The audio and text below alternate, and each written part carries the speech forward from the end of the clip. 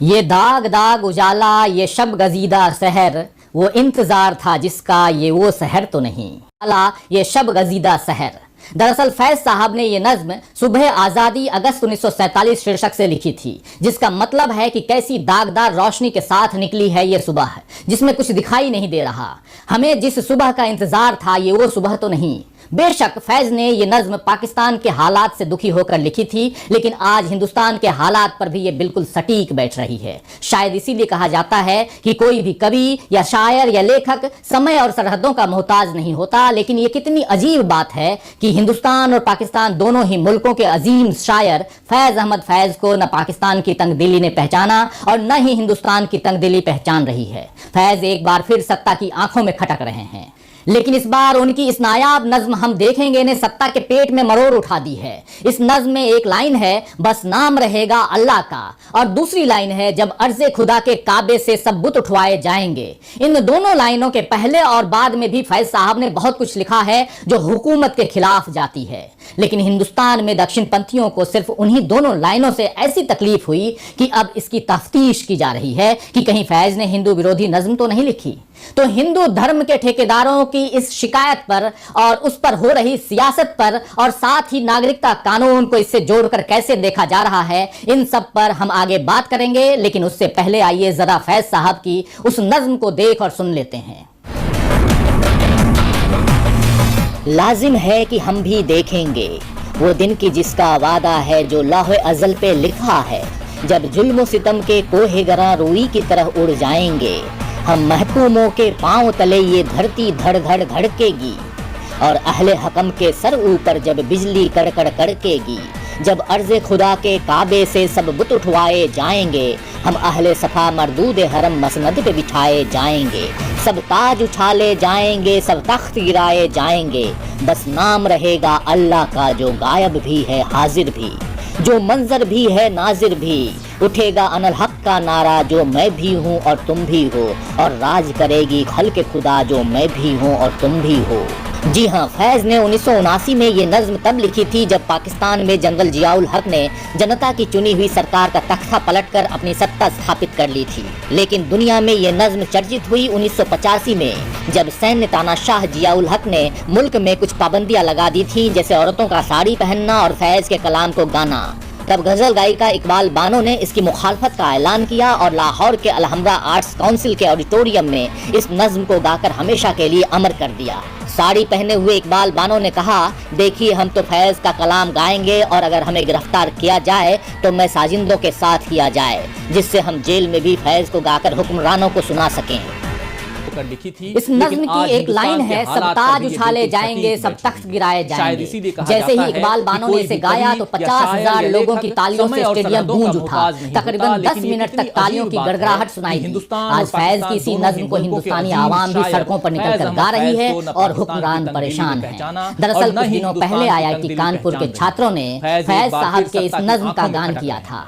IIT Kanpur के छात्रों ने नागरिकता कानून का विरोध करते हुए दिल्ली के जामिया मिलिया इस्लामिया यूनिवर्सिटी के छात्रों का समर्थन भी किया था और इस नज्म को गाकर अपनी नाराजगी भी जाहिर की। बस इसी से कुछ लोगों की हिंदू भावनाएं आहत हो गईं और इसकी शिकायत कर दी गई। अब इस शिकायत की जांच के लिए समिति बनाई गई है। जांच के बाद चाहे जो फैसला सुनाया जाए, लेकिन इतना तो तय है कि हमने दुनिया के सामने खुद की जाहिली को जाहिर कर दिया है और इससे IIT कानपुर जैसे टॉप इंस्टीट्यूशन का कद इस तंग नजरिए ने छोटा कर दिया और उस पर हो रही दरअसल किसी भी रचना के मायने पाठक अपने हिसाब से निकालते हैं। रहा सवाल फैज की इस नज्म का, तो अब तक इसे सत्ता के खिलाफ आवाम की आवाज ही समझा गया, न कि इसमें सांप्रदायिक रंग तलाशे गए। फैज जब कहते हैं कि जब अर्ज़े खुदा के काबे से सब बुत उठवाए जाएंगे, इसका अर्थ ये नहीं है कि खुदा के काबे से सारी मूर्तियां निकाल दी जाएंगी। यहाँ इसका अर्थ है कि ये जालिम तानाशाह झूठ और शक्ति के बल पर अपना राज कायम किए हुए बुत की तरह बैठे हुए हैं, और जब ये दुनिया से निकाल दिए जाएंगे या खत्म हो जाएंगे, तब हम शोषित दबे कुचले लोगों का राज होगा। तब ये जालिम अपने तख्त के नीचे गिर पड़ेंगे और उनके सिर से ताज उछलकर इनके सिर से अलग हो जाएंगे, और बस नाम रहेगा अल्लाह का। अभी लोगों को इस लाइन से भी आपत्ति है, लेकिन अगर इसके बाद वाली लाइन को हम पढ़ेंगे तभी इसका अर्थ ठीक से समझ में आएगा। फैज अपनी अगली पंक्तियों में कहते हैं, उठेगा अनल हक का नारा जो मैं भी हूँ और तुम भी हो। इन लाइनों में फैज अल्लाह का प्रयोग सच के लिए कर रहे हैं। लोग मान सकते हैं कि फैज तो नास्तिक थे, इसीलिए अल्लाह का प्रयोग उन्होंने धार्मिक अर्थों में किया है, लेकिन ऐसा मानना बेवकूफी के अलावा कुछ भी नहीं है। और फैज की अगली लाइन है, उठेगा अनल हक का नारा। दरअसल इस लाइन को सूफी लोग इस्तेमाल करते थे। ये कट्टर इस्लाम की मूल भावना के खिलाफ है और अनल हक का अर्थ होता है मैं सत्य हूँ। सच से असली भक्तों को कभी तकलीफ नहीं होती। अनल हक और सत्यम शिवम सुंदरम एक ही सिक्के के दो पहलू हैं, बस समझ का फेर है। लेकिन जो लोग सच की जगह सत्ता की भक्ति करते हैं उन्हें जरूर सच से तकलीफ होती है। वैसे जिन लोगों को अभी फैज की रचना खटक रही है, 3 महीने पहले अक्टूबर में इन्हीं लोगों को अल्लामा इकबाल से ठेस पहुंची थी। बीते साल अक्टूबर में यूपी के पीलीभीत में एक सरकारी स्कूल के हेडमास्टर फुरकान अली को इसीलिए सस्पेंड कर दिया गया था क्योंकि उनके विद्यार्थी प्रार्थना में अल्लामा इकबाल की रचना लब पे आती है दुआ बनके तमन्ना मेरी गाते थे। इस सुंदर रचना में बच्चे ज्ञान से मोहब्बत, गरीबों की हिमायत और बुराई से बचाने की प्रार्थना करते हैं, लेकिन विश्व हिंदू परिषद और बजरंग दल के लोगों को ये मासूम प्रार्थना भी हिंदू विरोधी लगी और उनकी शिकायत पर हेडमास्टर पर सरकारी कार्रवाई हो गई। अल्लामा इकबाल की रचना को समझे बिना ही प्रशासन ने सजा देने का फैसला कर लिया और अब इसी नजरिए से फैज की रचना को परखा जा रहा है। जिस तरह फैज जैसे घोषित कम्युनिस्ट से पाकिस्तान की तानाशाही को जितनी चिढ़ थी, वही भाव आज हिंदुस्तान में उभर रहे हैं। तो समझ जाना चाहिए कि ये कहां आ गए हम। वैसे बीते दिनों एक और कम्युनिस्ट और इतिहासकार इरफान हबीब चर्चा में आए। उन पर आरोप है कि उन्होंने केरल में इंडियन हिस्ट्री कांग्रेस के सालाना अधिवेशन में केरल के राज्यपाल आरिफ मोहम्मद खान से बदसलूकी की। दरअसल आरिफ मोहम्मद खान ने मौलाना आजाद का हवाला देते हुए कहा था कि देश का बंटवारा गंदगी बहा ले गया, लेकिन कुछ गड्ढे बच गए हैं जिसमें पानी बच गया है और अब उसमें बदबू आ रही है। राज्यपाल के इस बयान का मंच पर बैठे इरफान हबीब ने विरोध किया, मौलाना को गलत कोट करने का आरोप लगाया और इस बात पर इरफान हबीब पर बदसलूकी का आरोप लगा दिया गया। इरफान हबीब दुनिया के जाने माने इतिहासकार हैं, लिहाजा इतिहास की गलत बयानी से उन्हें तकलीफ पहुंचेगी ही।